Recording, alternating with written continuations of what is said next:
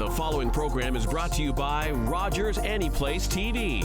Enjoy exclusive content for free. Visit RogersAnyplaceTV.com.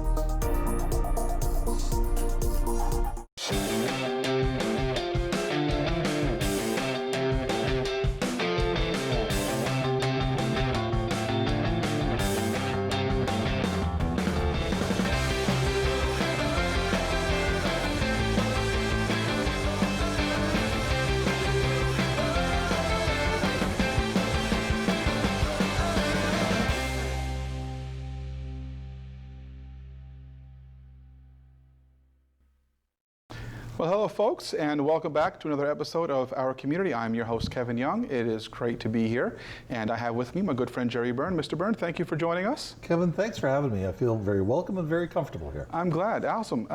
Jerry, I want to talk a bit about you more or less as a citizen of Corner Brook versus the politician, the MP and MHA that we've known over the years. Yeah. So tell me, Jerry, you grew up in the area?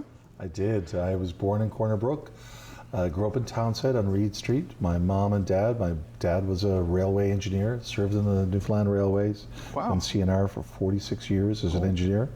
My mom was a lab technician at Western Memorial. In actual fact, she was the first, or no, the second lab technician at the Corner Brook at the sanatorium. Oh wow! When it first opened back in the early 1950s, and so she, both my parents were always role models, and both of my parents kind of represented where Corner Brook came from, and I think where it's still going. Yeah, so they've got a lot of, I guess, historical roots to the city as well, and you kind of grew up with that, which led to you, I guess, in some way wanting to be who you are today. And yeah, your parents have a huge impact on you. I'll tell you a little story that not many people know. My father was, as I said, was involved with the railway for many, many years, and he was very active in the Canadian Brotherhood of Locomotive and Running Trades, a member of the union, and he was actually president. And he ran in 1959 and 1961 for the former, or the predecessor, to the New Democratic Party. Oh, wow. And my father-in-law, Denise, my wife, her father, Seamus, was former president of the PC Party of Newfoundland and Labrador. Grew up here in Corner Brook. Yeah. So you and your wife almost like star-crossed lovers in that regard. Well, it gets even better. So when we were married, Monsignor Murphy says to the small gathering when we got married, he said, "I will consent to perform the sacrifice of marriage, but we all have to agree this is very much a mixed marriage." So Corner Brook is a wonderful place. It's rich in history, rich in politics, but what has always attracted me to politics, and what has created my flavor of politics, is the ability to work together and for common purposes, whatever the stripe, whatever the party. And that was something that was always bred into me by my father, who was active in politics himself, and encouraged by my father-in-law, Seamus, who was very active in politics himself. Be yourself, put your community first, and always remember where you came from. Yeah, that's something that I think is evident in what I've seen from watching you as both MP and MHA over the years with your involvement, and seeing that you're not just you're not the type of politician I think most people think of in a negative sense. You really are that community guy, and you're that guy that I've seen at events happening in the community with a smile, saying hi to everyone, shaking everyone's hands, being what I think is really, it's you. It's not an act. You're not a politician. You're a member of the community that has put his life in a position to help it. Well, I appreciate you saying that, Kevin. Listen, and to be fully fair and honest, I got an edge to me. I really like to get stuff done, and I assert myself to get it done. That's sometimes a necessary element to being successful in a sort of sometimes what's an adversarial process for politics. And I don't mean that in the sense of, sometimes your adversary is not necessarily the ones across the floor. Right. Sometimes it's within your own government. Sometimes so we're all competing for scarce resources. Yes. And if you're not able to assert yourself in a fair-minded ethical, value-oriented way, demonstrating you have values, that you have a moral compass, that you are going to fight for what's right because you believe in what's right. If you can't do that, then you really don't have a place in politics, but you have to be able to do it. Right. It's a tough world out there. Yeah. And so one of the things that, I pride myself on is that when it comes to getting, competing for scarce resources, based on the strength of your argument, not on the strength of some political gusto. Right. It's why we were able to deliver a $750 million hospital to Right. Corner Brook in the middle of tough financial and economic times. It's Yeah. why we were able to get a brand new swimming pool for, a refurbished swimming pool, a new sports arena, a new, Jubilee Field construction, a new healthcare facilities, new long-term care, other things. So we've had a lot of successes in Corner Brook. Yeah. In fact, there's been about $1 billion of investment in Corner Brook Right. over the last 5 years. Right. The hospital project itself, if Now, you put it in comparison, Yeah. the hospital project is the equivalent, or probably a little bit larger than the construction of the original paper mill back in wow. 1924. Yeah. And it's the second largest or largest project in the history of Corner Brook. Now, with that said, where I'm getting with all of this is that you got to put your community first. Yes. And you got to know where you came from. You got to know where you want to go. You need to know where people want to take your community, and you need to follow people. Right. Be a leader, but also understand the job is to follow as well. Absolutely. And so to touch on the idea of where you came from. Yeah. So you said you grew up in Townsite. I did. Going to school here. What was life like going to school here? Your summers here growing up in Corner Brook that really stuck with you in a way that this is home. This is where you're staying. This is it, and you want to represent this place. You want to fight for this place, and so on. So what was it about growing up? Well, it guides me. Growing up in Corner Brook, I'm 54 years of age. I grew up, back in the, I was a T-tot back in the late 1960s, early 70s. And I just remember that I was able to walk from the top of Reed Street to the bottom of Reed Street all by myself at the age of 5. My parents never had to worry about a thing. It was a very safe, very, very nurturing community. Yeah. It still is. It is. This is, Kevin, one of the great things about Corner Brook that just keeps me so enthusiastic about what I do is that while the world changes, while the country changes, while the province changes, and a lot of the changes are for the good, Corner Brook is changing too. There's some things that we gotta tackle, but we still have this core sense of who we are. Right. And growing up in Corner Brook and Townsite, I went to St. Gerard's Elementary on the bottom of Reed Street, Right. and then went to Montgomery, the new St. Gerard's on Montgomery. I received probably the best education that money could never ever buy from the Irish Christian Brothers at Regina. I just, it was just the rivalry between Regina and Herdman, the positive energy that was there. Yeah. Playing on the basketball team in the day, these are the things that guide you when you are in a position where you have to make choices and decisions. Yeah. How do you lead your community? How do you make sure that the community that you grow up in is stronger, more prosperous than when you when you went away to go to school or whatever? And so that's kind of my Corner Brook. Is a warm, it's a nurturing place, and I always want to keep it that way. Yeah, and to touch on the idea of when you were younger, able to kind of venture out and out of where I'm not as seasoned as you. I think what you're saying is you're not quite as old. Sure. But I remember that time as well, growing up for me, 80s and 90s, and just being able to venture out into the world, and I have that fear. And I think that the fear today exists, not because Corner Brook has changed negatively, but I think that our connection to some of the dark side of what we're seeing in the world causes us to even have that fear here in Corner Brook. Do you find that's an issue when you're talking to people and when people are asking about what you can do to help better Corner Brook? Is it one of the topics that's brought up? It absolutely is. One of the things we got to be cautious in the sense that never throw caution to the wind. This is a different world. There's elements that can be harmful within and amongst us. But when we look at what our city, what our town, what our community is really all about, boy, geez, there are a lot of great people here. Right. And what I like to do is rally to those great people who, some are mayors, some are leaders of the school council, and many, many, many of which are people who just want to start a community garden, people who want to refurbish a playground, people who just feel a connection to their own neighborhood. I want to make sure that the school is able to offer a school lunch program. These are the things that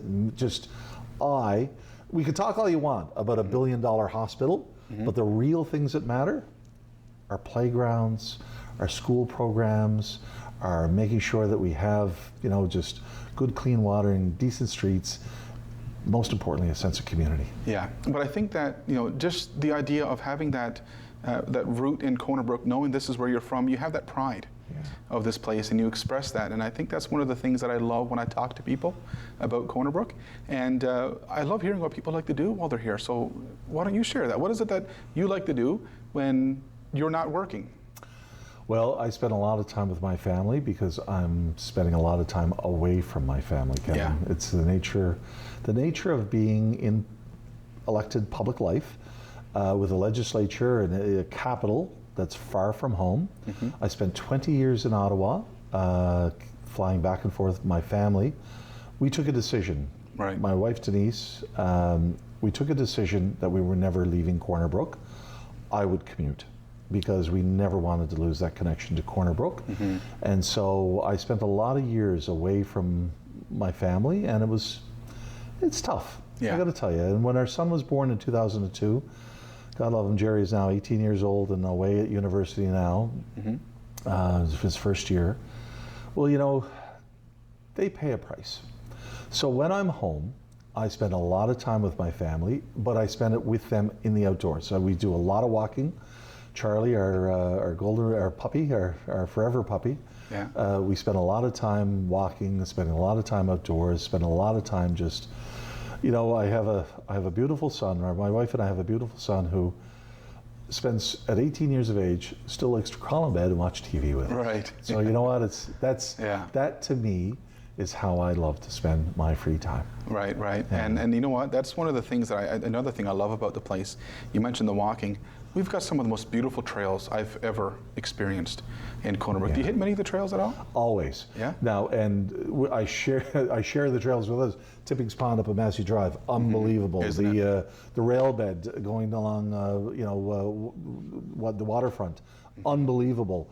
But I got to give a huge shout out to the Corner Brook Stream Trail Association, the Corner Brook Stream Trail Development Corporation, not-for-profit entity that just constructs these things. Margaret Bowater Park, as you see it today, is a product of Brent Humphreys and his team. Right. So I've spent a lot of time working with Brent Humphreys. In fact, I just met with Brent this afternoon talking about some projects to keep that momentum going. We've got an incredible city that others, when you look at our city from fresh eyes, from the perspective of people from outside of Corner Brook. Right.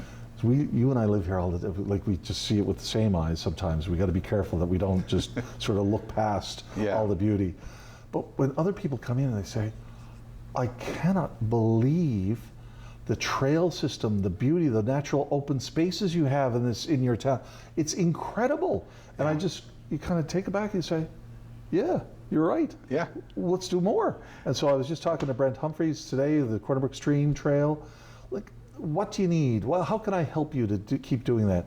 Another project that I'm really involved in is community gardens. Kevin, we got a lot of... I've been noticing them spotting up. Because the Western Environmental Center is really taking a leadership role there too. Right. But it also has to come from neighborhoods. I have this kind of fashion in my mind, and it's to help brand Corner Brook as the garden city. And that is to have neighborhoods with community gardens, garden plots all over our town where people can get access, grow their own fresh vegetables, and get that. Community gardens become a congregation point. It's where neighborhoods, in a time and an age and an era where you don't have many kind of town halls, or you don't have a whole lot of sort of converging points. community gardens can often become that place where people turn and talk to each other and for the first time, and they meet their neighbor. And that's one of the things that I'm working on now with a number of different community organizations in town. That is awesome. See, that is actually something I've noticed. I've also, operate as a tour guide and a bus driver when the cruise ships come in, and I've done a lot of the tours. So the first part you mentioned about outside eyes, seeing it, I hear it all the time when they come in. But I've noticed going up the northern peninsula of Newfoundland, I've seen a lot of these community gardens. Yeah. And I've often inquired about how they're all operating, what they do, and then all of a sudden I see the first one I saw. I think it was Old Humber Road. Yeah. On Old Humber Road, there's one up by the cross-country ski trails. Yeah. Out on the industrial park side, on the west side. There's one on the east side. Now there's one on Reed Street. Yeah. My home turf of Reed Street. Wow. There's a beautiful garden there that's been established, and it's really quite something. So these are the. So Kevin, to kind of get back to where you and I started with this, is that. Who are you and what do you bring to your own community? What are you bringing back to your own community? Well, all I can say is I'm bringing back that which was given to me. Right. And what was given to me was a very, very special, special gift, and it's a sense of community, and that's what I always want to foster. Yeah, and that's, again, to tie back to the idea of this show itself, is to, introduce the community, to members of the community, and see people in a bit of a different light. Again, I don't need to introduce you to the community. I'm pretty sure the community knows who Jerry Byrne is, but do you know Jerry Byrne, the member of the community, or do you know Jerry Byrne, politician? Yeah. And so the whole purpose of all of this is to kind of say, well, I want to get to know the people here a little bit better, and I love that we're able to do that through this show and through Rogers TV. I'm very grateful for this opportunity. Well, I'm grateful because it's something that Corner Brook, when you look at who we are, and what we can offer, there's kind of a big city movement. Right. A lot of media outlets are kind of pulling out of smaller markets, smaller venues, becoming more and more concentrated. I mean, let's call a spade a shovel. Right. Here's the bottom line. We had a radio station, CFCB. It's now VOCM. CFCB was, there were no. From a historical point of view, and this is not a criticism, right? It's a historical truth. Yeah. CFCB, the call sign CFCB, I think there were only 2 such call signs of this nature in North America. Right. It was very special, very historically unique. Now we're blended into the VOCM. Lenny Benoit and the team at VOCM West Coast do a fantastic job, but we don't have a newsroom anymore. We don't have a community newspaper, a daily newspaper like we used to. The Western Star has now transitioned into the West Coast Wire, and when you think of all the things that have kind of eroded by a big corporate, it's not because the strength of the community or the economics of the community are weak. It's because there are decisions that are being taken at a high headquarters level, that small markets like Corner Brook are no longer prioritized because they don't create the return on investment. It's why, Kevin, this show is absolutely essential to the very fabric of our community, because it gets people talking to people and understanding a little more about our community. Well, I'm glad you said that, because I feel the same way about the show, and it's what I love about it. I do want to talk a little bit about what you're involved in now currently. You did mention, of course, you're talking to Brent about the bit of the Corner Brook Stream Trail and a bit of the gardening, but what is it that you're involved in now that's probably not as maybe as popular or as widely known as, say, the hospital, that people in the community can say, hey, I didn't know that about what Mr. Jerry Byrne is doing? Well, a couple of things. You got to get the fundamentals right. You have to, if you really want to know why so much emphasis has been on the hospital. It's because we've had a hospital that was built in the 1970s. It was ready to be, basically demolished back in 15 years ago. Right. So we really needed to do this. We needed long-term care facilities. And at a time and an era when dollars were pretty scarce, we were able to, again, assert ourselves and get what we needed. We now have a $750 million contract that's been for the construction and operation of our hospital. But that's not the final touches to a community. We have the Newfoundland and Labrador Summer Games coming. in short order, in a very short period of time. Building up our recreational infrastructure, building up our capacity to do sport tourism, building up our capacity to be able to really host tourists and tourism more effectively is something that's on my mind. But you know what's really on my mind is making sure that our children have great places to go to school, that they have playgrounds that are safe, that are nurturing, that we have those basic elements of a successful community. But what right now is occupying most of my time, it's dealing with people one-on-one on their own individual issues. In a difficult time, this pandemic has caused an awful lot of stress on an awful lot of people and an awful lot of families. Yeah. And it's something you'll never hear about in the news, nor should you. Right. But it's worth the conversation. A lot of my time is spent making sure that people have the ability to carry on. And that's something that you'll never ever hear about that in a newspaper or on a newscast. No, and it's unfortunate, and because I think that hearing that, yourself, for instance, you're taking part and you're ensuring that in the community, gives a sense of hope for those that are struggling and that are going through a difficult time to say, hey, I can reach out to my MHA. Well, and I it's can important talk to be to able to Jerry say that. about that. So you got your fundamentals, with the hospital. Now, for the next 4 years, about $10 million will be dispersed every month. Wow. In that project alone.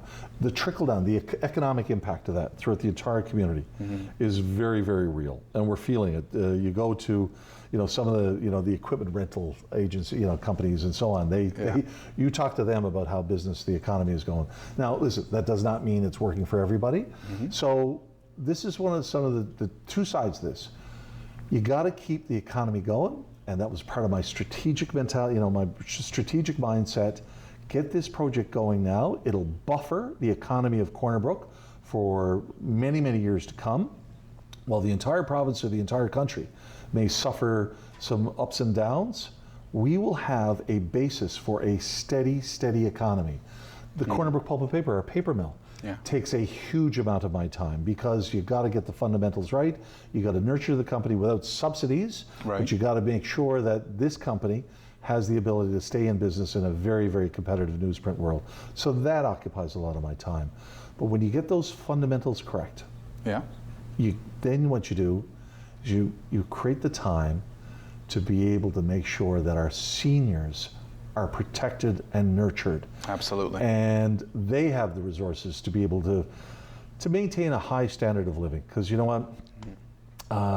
We've got to protect our young families. We're doing that in large measure, by things such as our daycare program, our $25 daycare program, enabling young families to be able to feel safe, to be able to enter for both, if there's two members of the family, two parents, that both parents can enter the workforce. If it's a single parent family, that they can enter the workforce with comfort knowing their children are protected and nurtured. So we do that, but we also have to understand that our seniors, which are the bedrock of our community, also face vulnerabilities, and that takes up a lot of my time. And it's part of my time that I really enjoy having taken up. Yeah, I can imagine. I know myself, one of my favorite things to do is just find elderly people that have been here, have grown up, and talking to them. My little girl, she's going to be 8 in a couple of months. She has an arts and crafts show on Rogers that she does arts and crafts. And in the first episode she did, she made these little greeting cards for some of the seniors up at the Westmount Estates, and got a really wonderful feedback from that, and we've since remained connected with them and so on, because I feel that the other part, aside from ensuring their health and safety, it's also their mental health. And I think a lot of the seniors that I've spoken to since my little girl and I have done that show are alone, and they feel really lonely. So let's make a connection here. You're absolutely right. It's one thing to do things for seniors. It's another thing to do them with seniors. Yes. So let's go back to where we started here. Community gardens. Who can teach young people the best ways to garden? Yeah. Our seniors got skills that you would never ever imagine that anyone could have when it comes to, gardening and crafts and some of our best athletes that I could ever imagine are the seniors of today, Yes. the historic. That's why, the gathering places within our city are changing. There's not so much. Remember when we had the Knights of Columbus Hall? Remember when we had some of the bigger halls? Yes. Sort of, the Legion is still a powerhouse of gathering. The Elks Lodge is still a powerhouse of gathering, but our gathering places are becoming a little bit fewer and farther between. So that's not to say that they're not as important. Our new gathering places are starting to become the places where young people can rub shoulders and be with and laugh and share stories with older folks, Right. our seniors, and that's how you generate true sense of community. I think so too. You did mention that there were 3 community gardens. You mentioned the locations. Is there anywhere that people can kind of, anywhere online or any way that they can find out if there's new gardens going up, where they're going to be going, where they're going to be appearing? Is there any kind of a database for I'm that? delighted that there was a young student, Nick Hines, who worked at Fisheries, Forestry, and Agriculture, which is headquartered here in Corner Brook. The Provincial Department of Agriculture is based here. A young student by the name of Nick Hines, who worked as a summer student, he created a guidebook for developing a community garden and actually started to generate a map Wow. of potential places where community gardens could be located, and created a template for how to apply for funding to be able to help generate a community garden. And I'm going to be launching that community garden guide for Corner Brook in the coming weeks. Oh, wow. Yeah, and it was a partnership. He sought input from the Western Environment Center, from the Corner Brook Stream Trail, from the city of Corner Brook and their planners, their city planners, and he generated this kind of manual or document, how to make Corner Brook into the garden capital of the Newfoundland and Labrador. And That so is I'll be awesome. launching that very, very shortly. That is awesome. Well, guys, make sure you keep an eye out for that book when it launches, and be sure to get a copy of it so you can find that. I know I will be, and I'll be looking forward to it. I want to thank you so much for being here today, Jerry, and for sharing a little bit about you as a community member, and a little bit of what you're doing for this community that I agree you and I both love so much and care so much about. So thanks for being here today. My pleasure. And for all of you watching, thanks for watching, and we'll see you next time. Bye for now.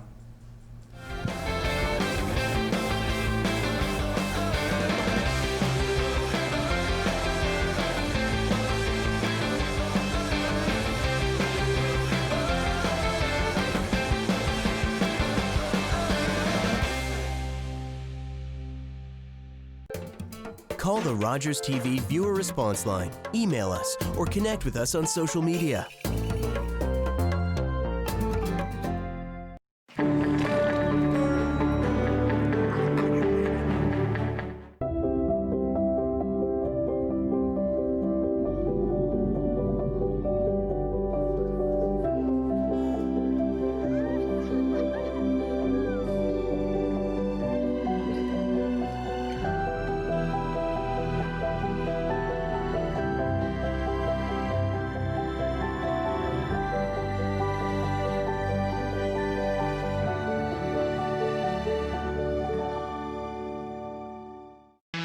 Sports fans know Sundays are for football. That's why you need NFL Sunday tickets. With NFL Sunday Ticket, you'll get every live game every Sunday all season long. More plays, more action, more to love, live in HD. Order NFL Sunday Ticket for only $199.99. Get up to 200 regular season games every Sunday afternoon. Call 1-888-ROGERS-1 today. I took this picture of my wife when she was near death, waiting for a liver transplant. And this is her now. Hello, I'm Lise Breckenridge. A liver transplant saved my life.